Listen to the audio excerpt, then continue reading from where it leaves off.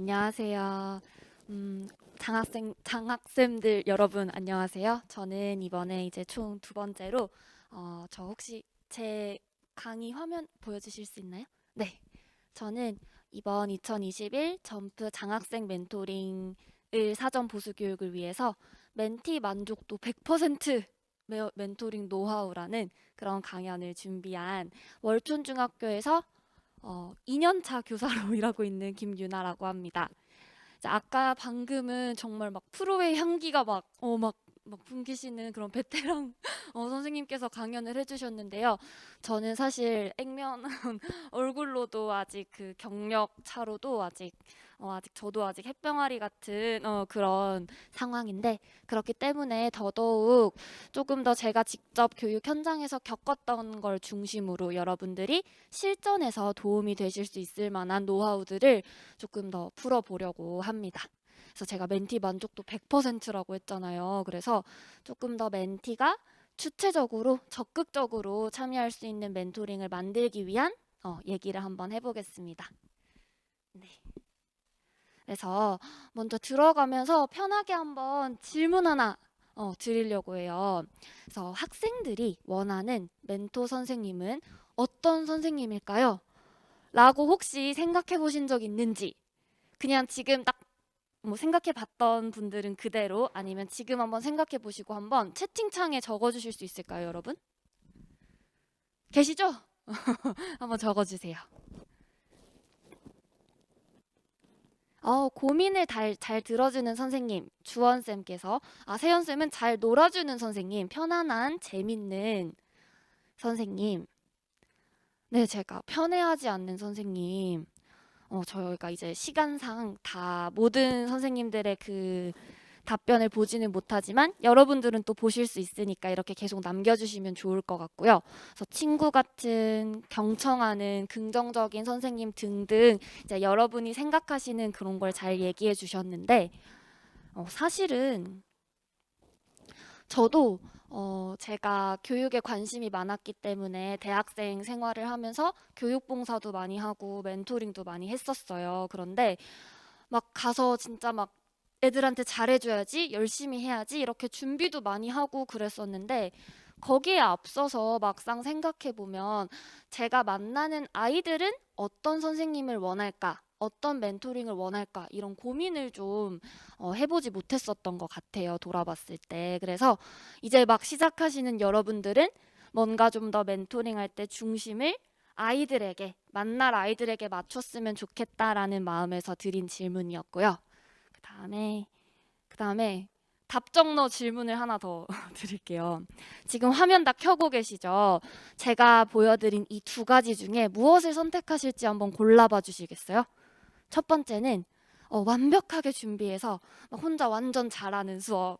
두 번째는 좀 엉성하더라도 학생이랑 같이 만들어가는 수업인데 혹시 몇 번 한번 골라보시겠어요?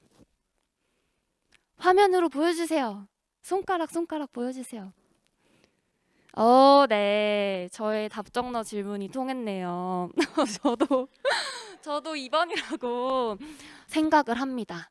왜냐하면, 결국은 학생들이 직접 해보면서, 학생들이 직접 해볼 때, 그게 결국 배움이 일어나는 걸로 연결이 되더라고요. 그래서 멘토링은 절대 교사인 내가 일방적으로 준비해서 전달해 주는 것이 아니라 쌍방향으로 같이 만들어가는 거다.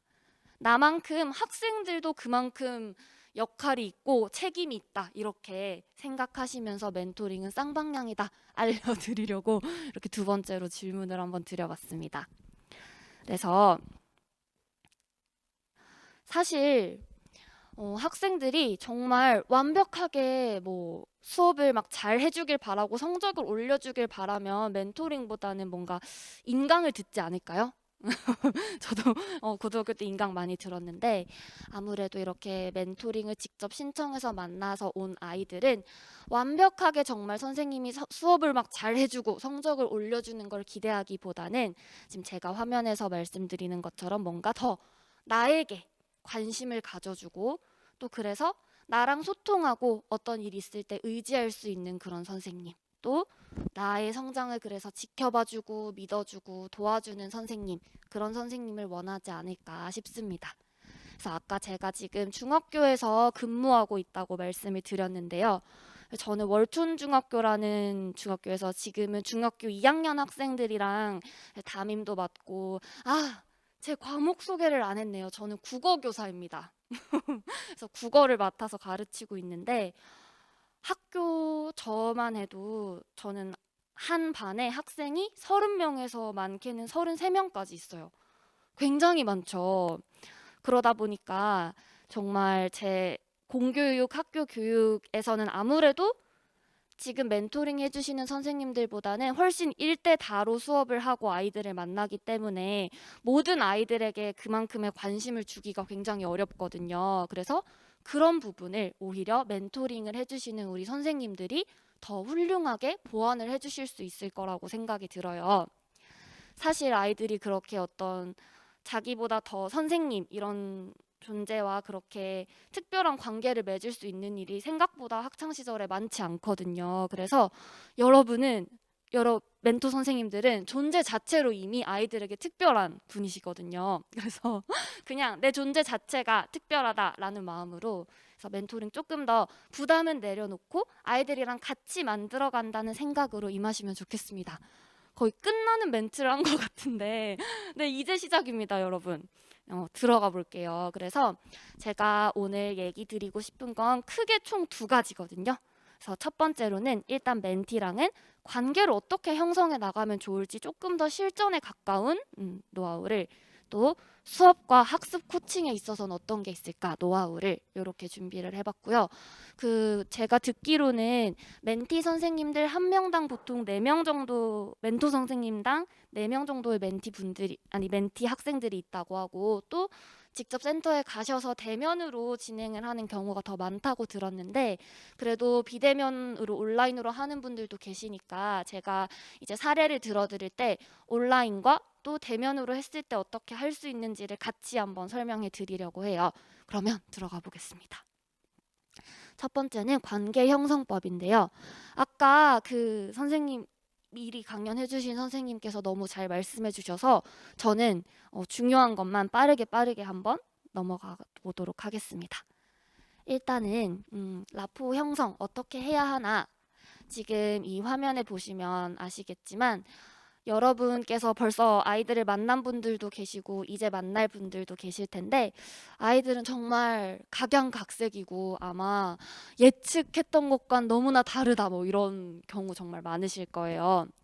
그치만 어떤 아이들이든 간에 자기한테 지금 선생님이 진심인가 아닌가는 정말 기가 막히게, 아까 그 동물적이라고 하셨잖아요. 정말 기가 막히게 알더라고요. 그래서 애들도 진짜 누울 자리를 보고 발을 뻗어요. 자기를 좋아해주는 선생님한테 가서 자기 마음 표현하고 결국 마음을 열고 그러더라고요.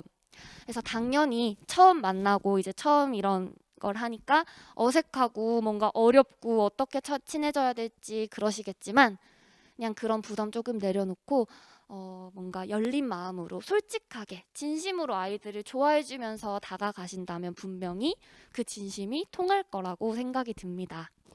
그래서 다만 이제 열린 마음으로 뭔가 학생의 외향이라던가 그 순간 만났을 때의 첫 말투 같은 걸로 나도 모르게 선입견 가지지 않게만 그것만 조금 유의해 주시면서 열린 마음으로 자꾸 다가가 주시면 좋을 것 같고요.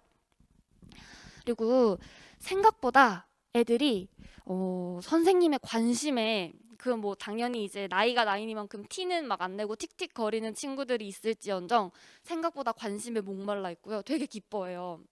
저는 한 반에 막 30명이 넘잖아요. 그러다 보니까 수업 들어가는 반 친구들 가끔씩 뭐 이름 불러주면 깜짝 놀래요.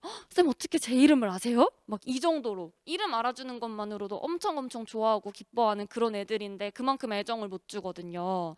선생님들께서는 더 주실 수 있는 환경이니까 하루에 그 멘토링 하는 날 1일 1칭찬, 1피드백을 목표로 뭔가 그 학생이 조금 더 각자 관심사나 아니면은 노력하는 부분 같은 걸 조금 더 살펴주셔서 그런 칭찬을 좀 해주시면 애들이 굉장히 동기부여가 되고 행복해 할 거예요. 음.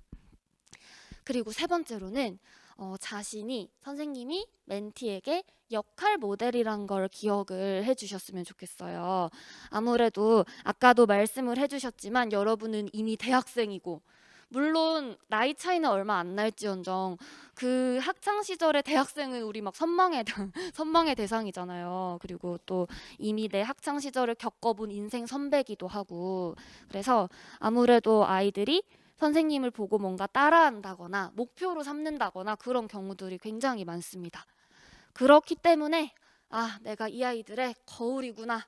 거울이다 라는 생각을 가지고 뭔가 언행이라던가 행동 조금 부적절한 건 좀 주의해 주셨으면 좋겠고 또 그래서 선생님들께서 겪은 학창 시절의 이야기들을 해주시는 것도 굉장히 아이들한테 도움이 돼요.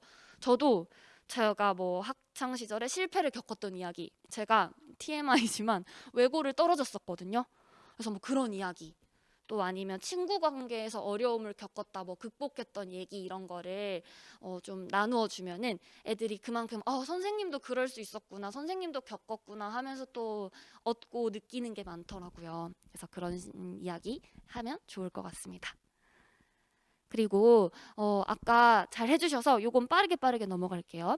대화 시에 이제 알아두면 좋은 팁인데요. 뭐 당연히 경청해야 할 거고 아까 말씀 들어보니까 애들이 약속을 지키지 않는다, 나타나지 않는다 이런 경우가 있다고 했는데 그럴 때는 학생들이 이제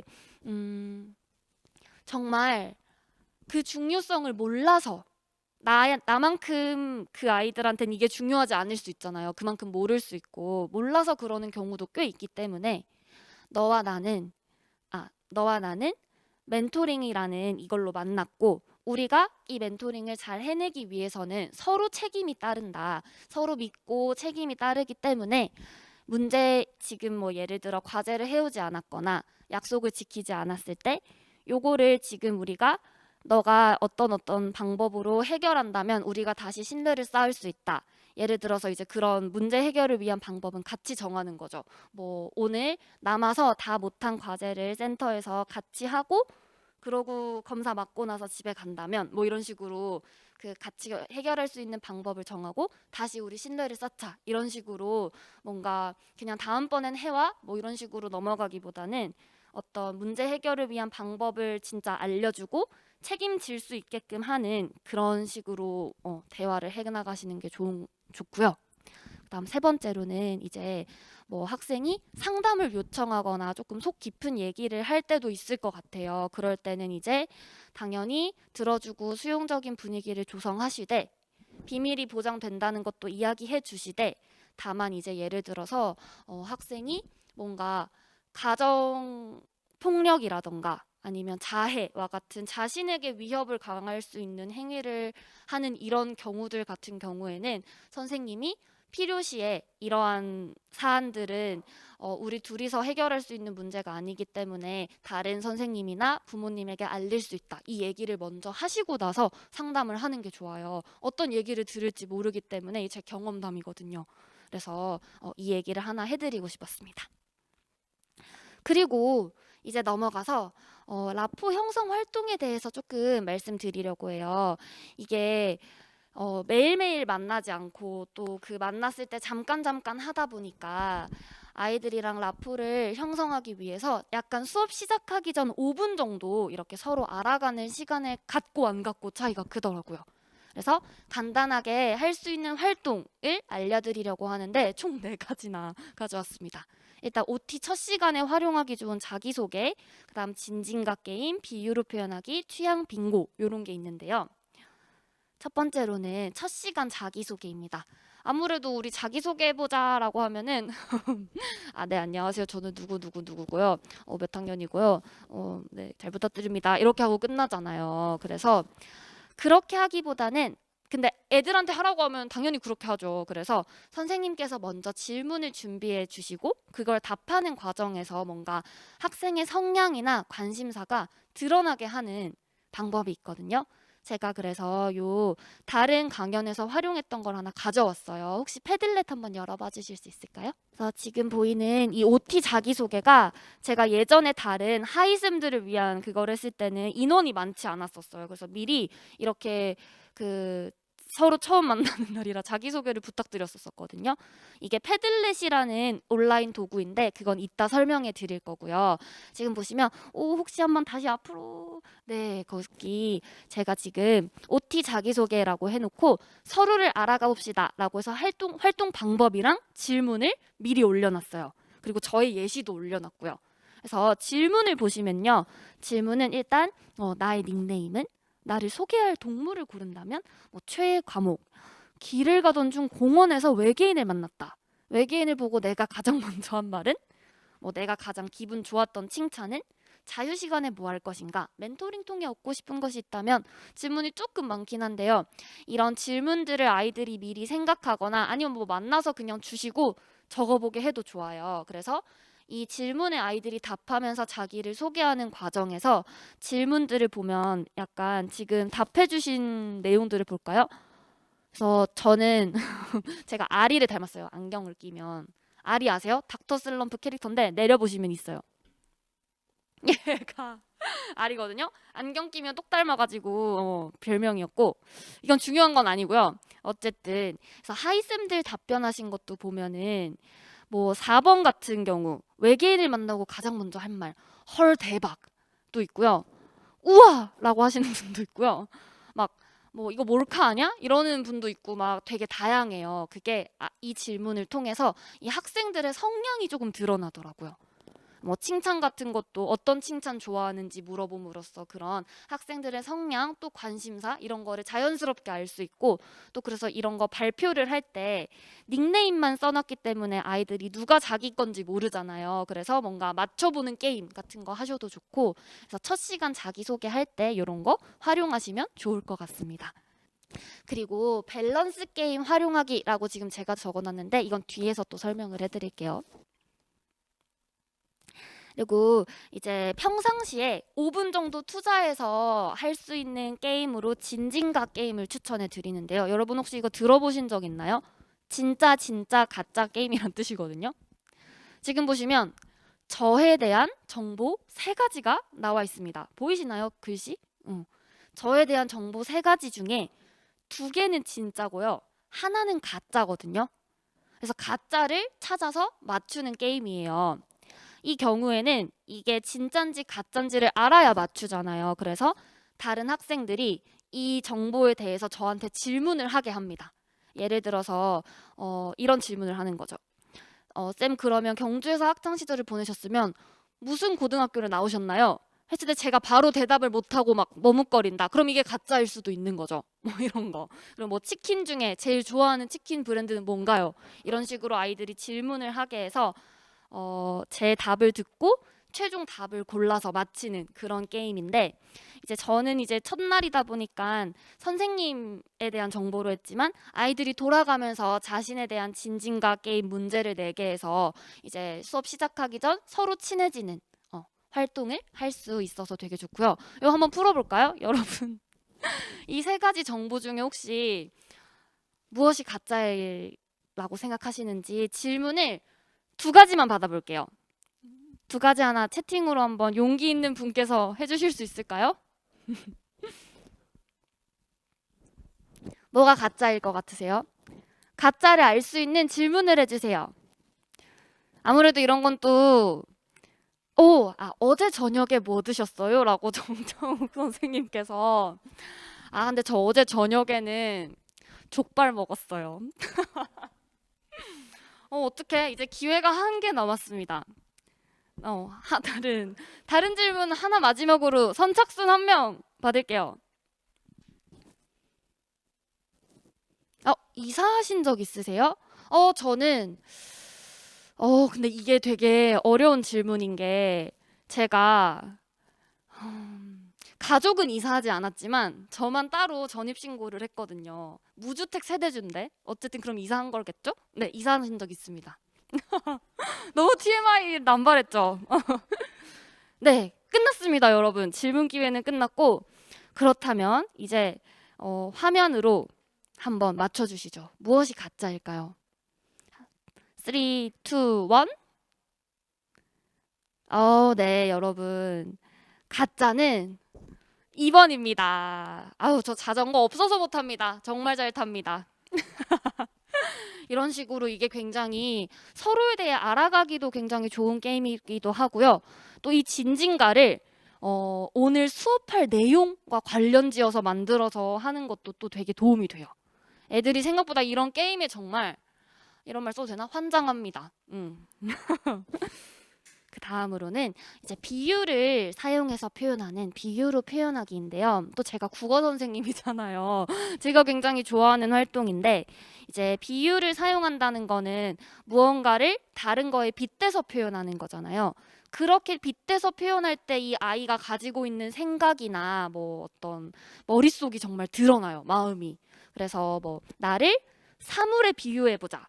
나를 숫자에 비유한다면 몇으로 할 거냐 이렇게 비유해서 표현해 보는 것. 또 아니면 오늘 나의 기분을 나타내는 사진을 찾아보자. 꼭 비유라고 해서 뭐 단어에 할 필요 없이 그림이나 사진 다양하게 쓸 수 있고요. 또 뭐 나의 과거, 현재, 미래를 나타내는 그림 그려보기. 아니 뭐 단어로 나타내도 좋고 또 우정이라는 단어를 음식에 비유해 보기. 사실 여러분이 더 싱크빅 돋게 만드실 수 있을 거라고 생각해요. 그래서 이런 것들 그 수업 시작하기 전에 하나씩만 하고 들어가도 분위기가 훨씬 풀어지는 걸 느끼실 수가 있을 거예요. 그리고 정말 대답들이 기상천외하고 애들이 정말 이렇게 재밌는 친구들이구나 하실 수도 있을 거예요. 그런 경험 해보시길 바라고요. 드디어 마지막입니다.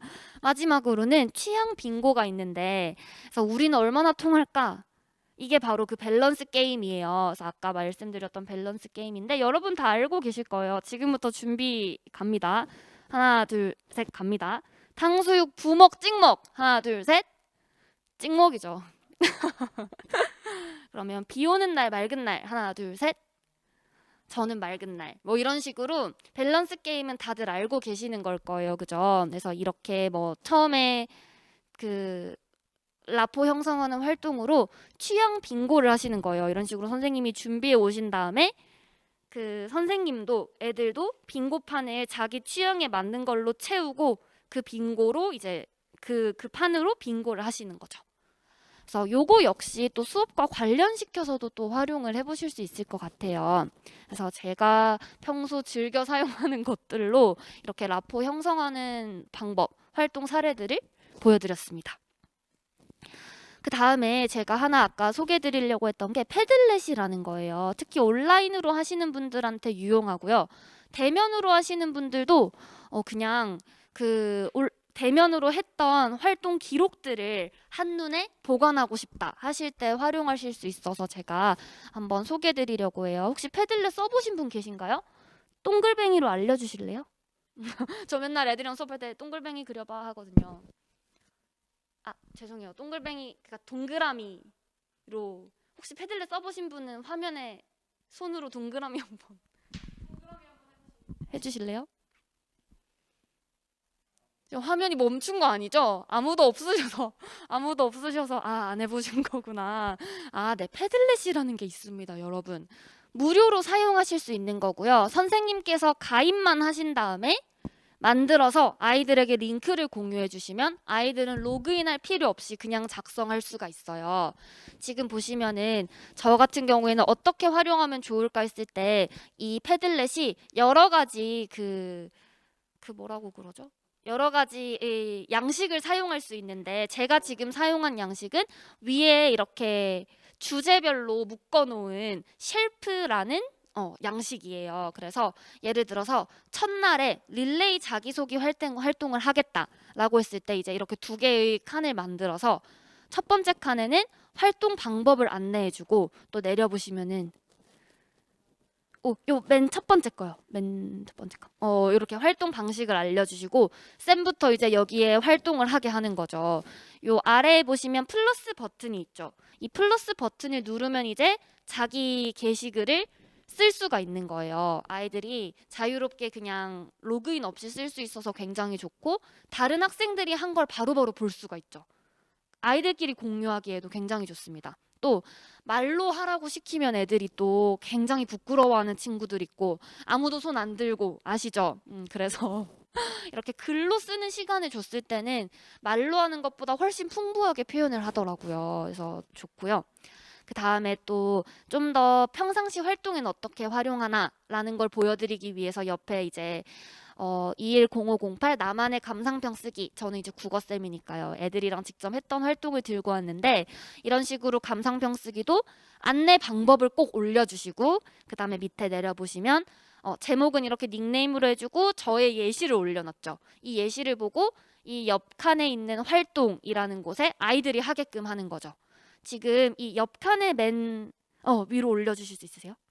네, 지금 보시면 제가 무려 2학년 15반도 수업을 들어가거든요. 직접 저희 반 학생들이 했던 패들렛을 몇 개 가져와서 붙여놓은 건데 이렇게 애들이 자기들이 막 사진도 가져와서 넣고 굉장히 자기 생각을 막 잘 표현해주고 있어요. 그래서 이런 식으로 활동 안내, 직접 애들이 여기다 활동하게 하기, 뭐 대면 안 하고 온라인으로 하시는 분들은 이거 활용하기 굉장히 좋고요.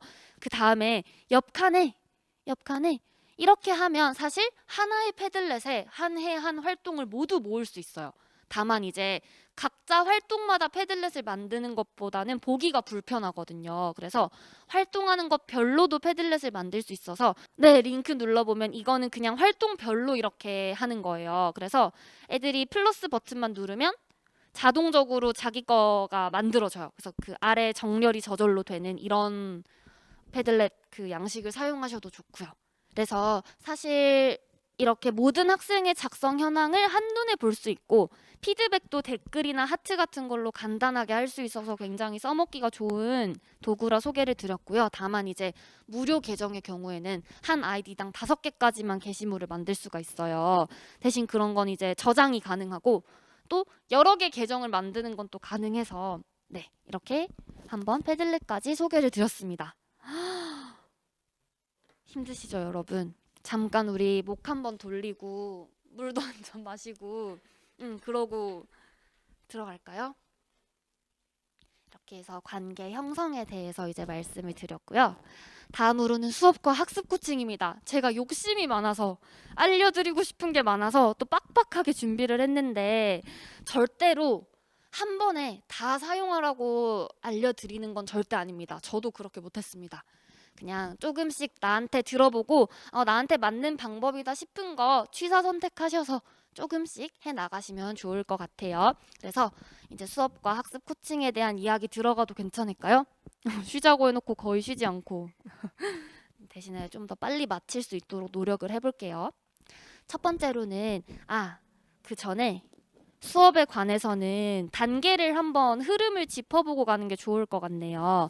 보통 우리 수업을 할 때는 그 수업에 목표를 정해서 설계를 하고 실제 수업에 들어갔을 땐 동기부여, 활동을 하면서 수업을 마무리하는 그런 단계로 수업이 진행이 되잖아요.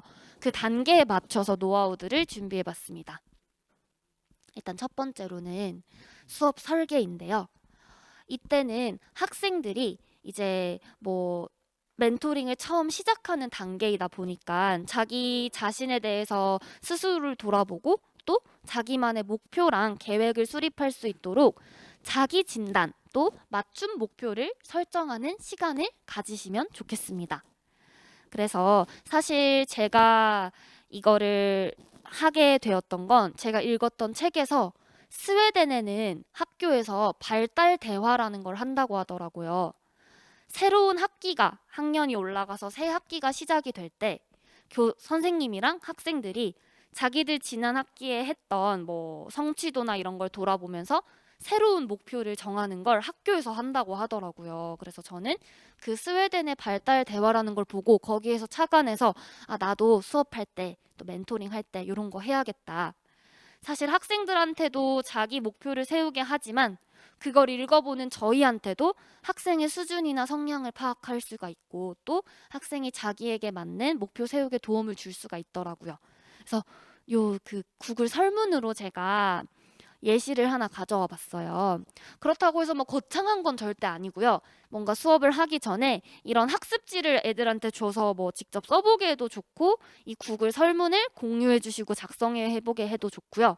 그래서 지금 이 질문들 보시면 어려운 거 전혀 없어요. 뭐 신청한 계기, 어려운 점이나 고치고 싶은 습관, 멘토링에서 어떤 수업이 이루어졌으면 좋겠냐, 이번 멘토링 목표는 무엇이냐, 바라는 점이나 하고 싶은 말, 굉장히 다들 만들 수 있는 간단한 것들이지만 이거를 아이들이 적어보게 하는 것과 그렇지 않은 것이 또 다르더라고요.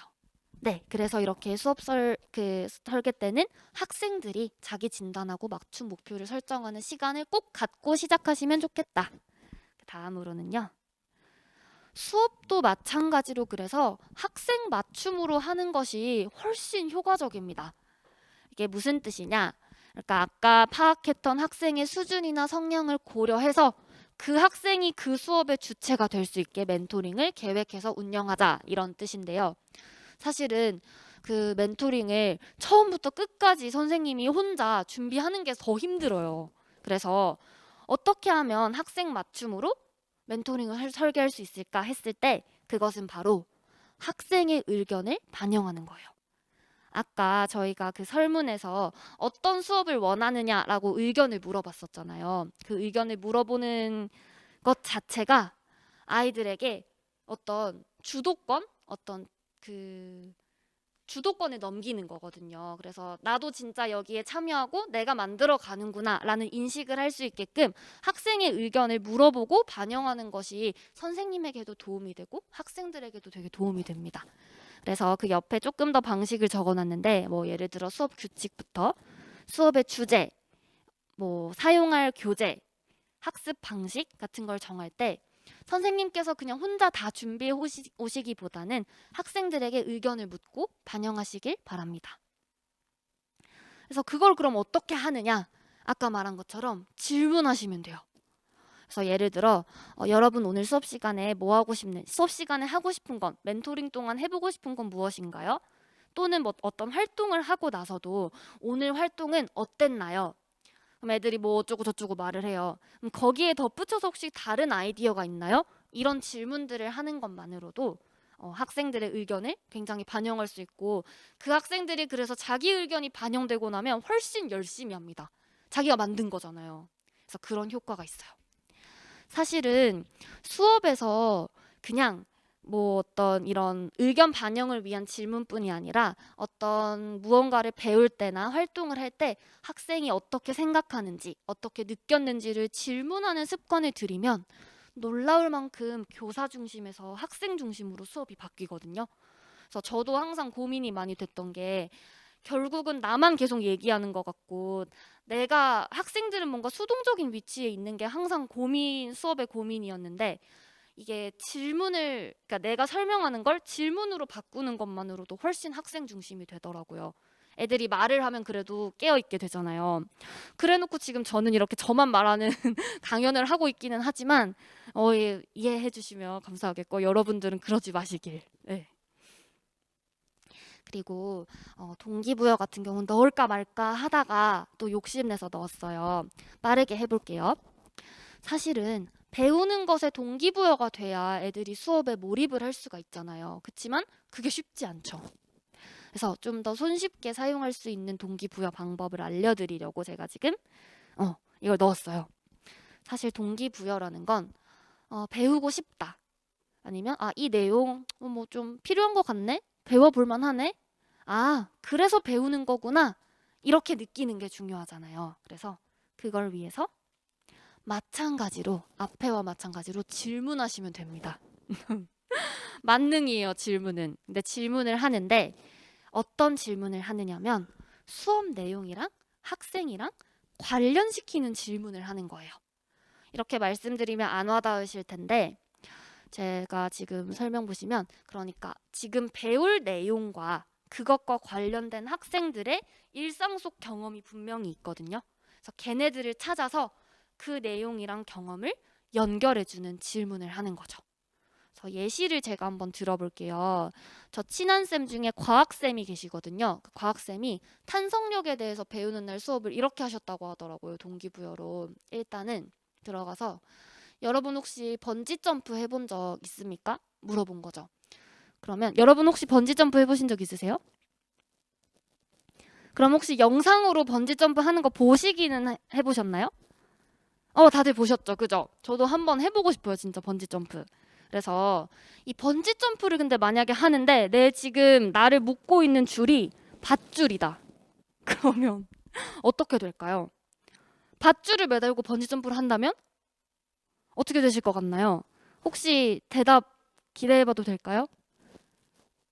채팅으로 하나만. 허리가 부러져요. 정답. 그렇습니다. 왜냐면 밧줄은 그 충격을 흡수하는 힘이 전혀 없거든요. 전혀 완전 뻣뻣하기 때문에 우리가 그걸 메고 하면은 떨어지는 힘을 흡수해주지 못하니까 부러지고 말 거예요. 그 밧줄이 부러질 수도 있고 허리가 부러질 수도 있겠죠. 그런 이야기를 하면서 애들이 이제 그렇다면 우리가 그 번지 점프를 하는 줄을 보면은 굉장히 이 튕기는 힘이 있는데 우리 오늘 그거에 대해 배워볼 거다. 탄성력이라는 걸. 이런 식으로 들어가시더라고요. 그래서 뭔가 아이들에게 흥미 있을 만한 일상 속에서 해볼 수 있는 경험이 될 만한 경험을 가지고 오셔서 연결해서 질문을 하신 거죠. 이렇게까지 안 해도 되고요. 저는 어떻게 했냐면 저는 국어니까 택배 산업에 대한 논설문 읽는 수업을 작년에 한 적이 있었어요. 일단 덮어놓고 논설문이라면 애들이 벌써 약간 벌써 표정부터 안 좋아집니다. 그런데 그냥 바로 논설문을 읽는 걸 들어갔을 때 그날 제가 그 반 애들을 다 재웠거든요. 그래서 이대로는 안 되겠다 싶어가지고 그래 뭐 관련 질문을 한번 해보고 동기부여를 해보자 해서 저 근데 뭐 엄청난 걸 준비하지도 않았어요. 그냥 여러분 혹시 택배 시키고 받아본 사람 했어요. 그냥 택배를 해본 그 뭐지? 뭐라 하죠? 택배를 보낸 게 아니라 택배를 받은 적이 있나요? 시킨 적이 있나요?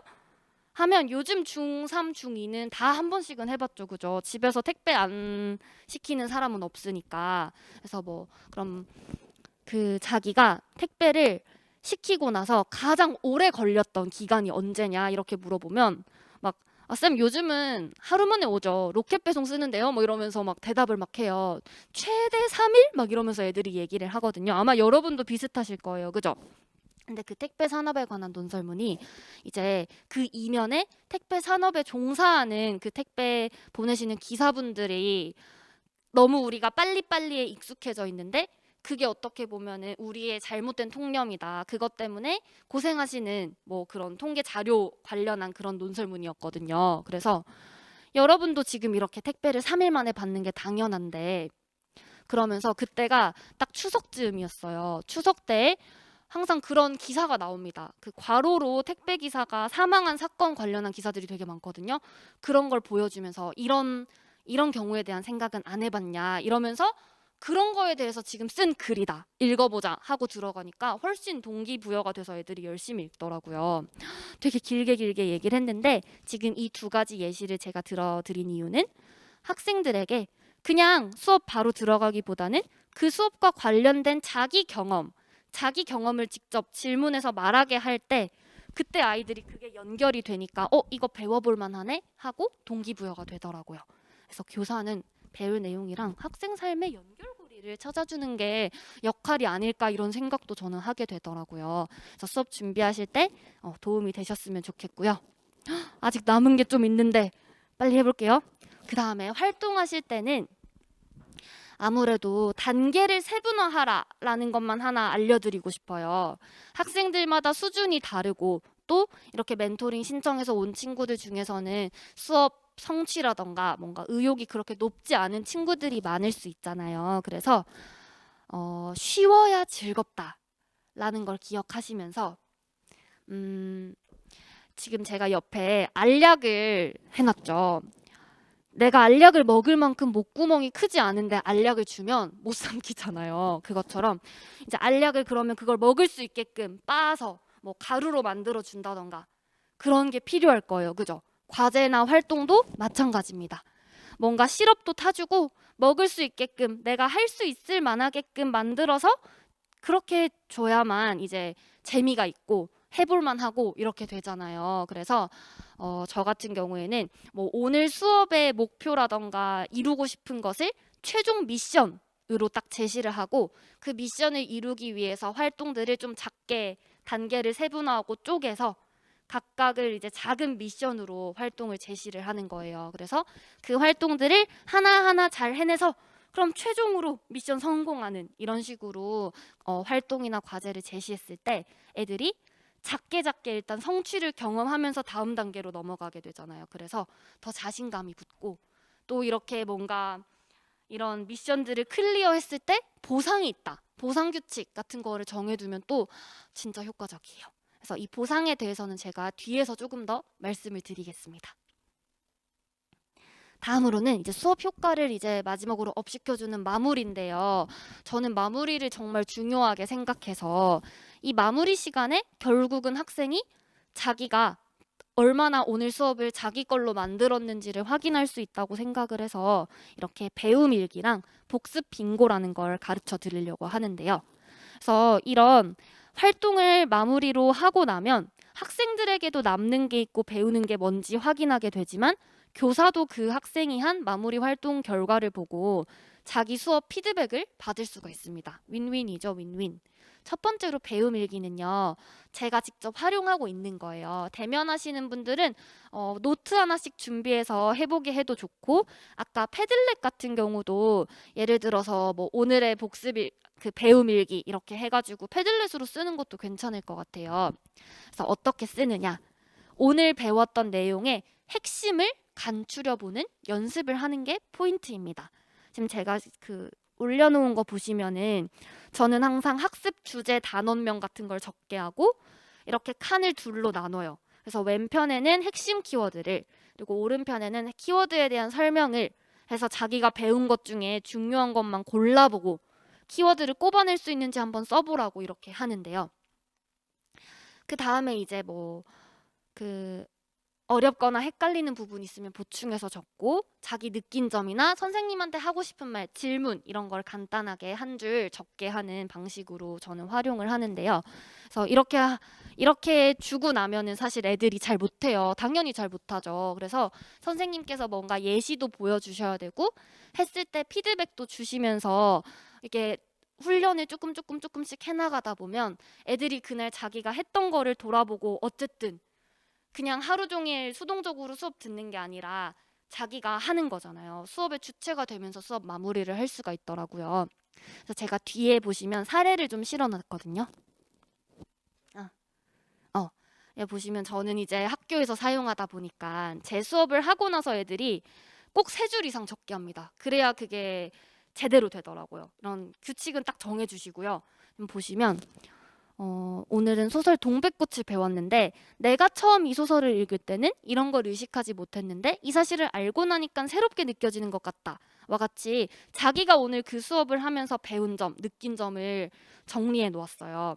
그리고 또 엄마 걱정이란 시를 배웠는데 심상을 배웠었거든요. 그래서 이거를 자기가 잘 몰랐다. 근데 아직은 이 구별하는 게 어렵다. 그래서 이런 연습을 해보겠다. 그래서 오늘 자기가 수업했던 것 중에 가장 인상적이었거나 어려웠던 거 이런 걸 하나 골라서 적어보게끔 하는 거. 그래서 생각보다 애들이 굉장히 이런 기회를 주면은 쌤 뭐예요? 막 귀찮아요 이럴 것 같지만 또 진심으로 열심히 또 막 하더라고요. 잘 따라오더라고요. 그리고 막 이렇게 이제 더 업그레이드해서 그날 배웠던 걸 이렇게 아까 보여드린 것처럼 노트 정리도 해놓았죠. 핵심 키워드랑 내용을 정리하고 배움 일기를 쓴 친구도 있었어요. 그래서 이런 사례나 이런 거 한번 보시면서 나만의 활동으로 한번 바꿔서 해보시면 좋을 것 같습니다. 그 다음에 제가 욕심이 많아서 또 빙고 게임까지 알려드리려고 빙고 게임은 이제 어떤 한 주제, 수업 주제나 단원을 전체 다 배우고 나서 맨 마지막 차시에 활용하기 좋거든요. 어떻게 하느냐? 애들이 4명이라고 가정하고 해볼게요.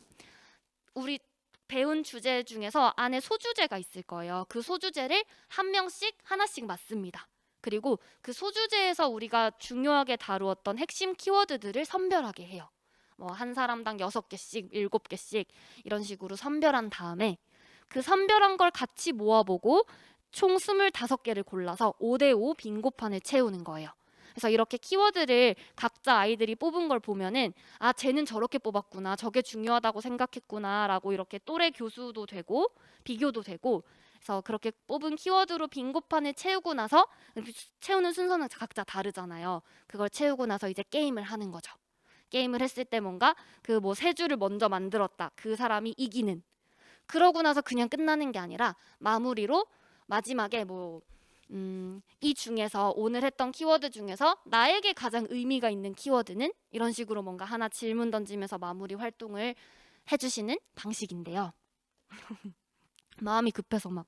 네. 그래서 이거를 할 때 실전 꿀팁은 아무래도 애들이 빙고 게임 같이 이렇게 게임을 활용해서 마무리 정리를 할 때 재미를 훨씬 느끼니까 그것도 좋고, 또 키워드가 결국 주제별 핵심이 반영되어 있는 거잖아요. 그 핵심 키워드를 내가 잘 알고 뽑아낼 수 있는지도, 여러분이 애들이 잘 할 수 있는지도 확인하실 수가 있어요.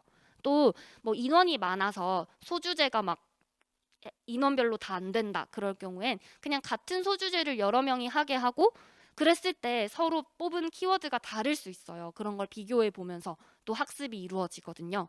그래서 저는 학교에서도 사용하기도 하고, 그 멘토링처럼 여러 명이 아닐 때 특히 좋은 방법이에요. 또 그 아무리 게임이라도 여러 번 하면 애들이 또 재미없어 하거든요.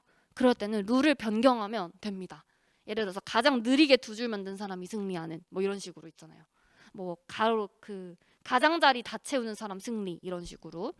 또 아까 말씀드린 것처럼 마무리할 때 키워드를 정리하는 활동, 이게 그냥 재미로만 남지 않고 어떤 의미가 남게끔 정리하는 활동은 또 필수입니다.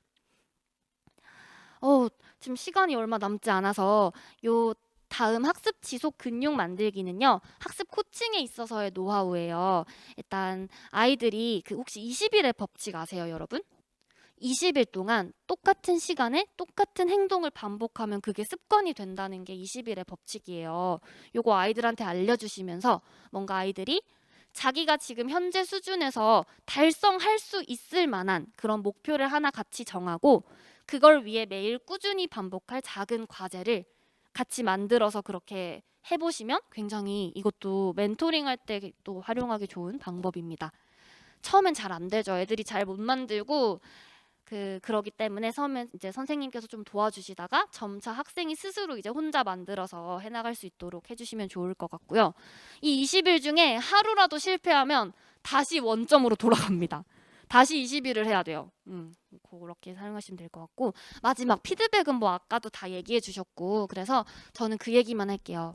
학생이 수업에 진짜 재미를 느끼고 오고 싶게 하는 가장 큰 원동력은 뭐 재미있는 활동 이런 것들도 있겠지만 결국은 교사와의 소통과 피드백이거든요. 그래서 내가 너를 계속 지켜보고 있고 너에게 기대하고 있고 너를 진심으로 아끼고 바라보고 있어 라는 게 느껴질 수 있도록 그런 피드백 많이 주셨으면 좋겠습니다.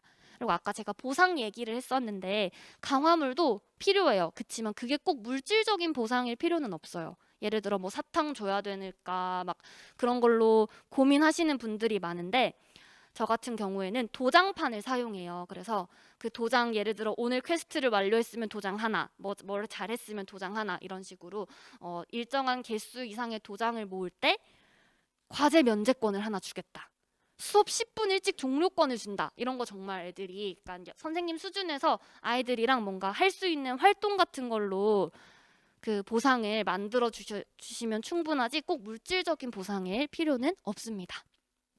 그래서 제가 너무 욕심을 내가지고 여러 얘기를 막 많이 했는데요. 정리가 되셨을까 모르겠어요. 제가 지금 사용한 자료들은 전부 다 올려주실 테니까 요거 보시면서 여러분께 필요한 부분만 활용하시면 좋을 것 같고요.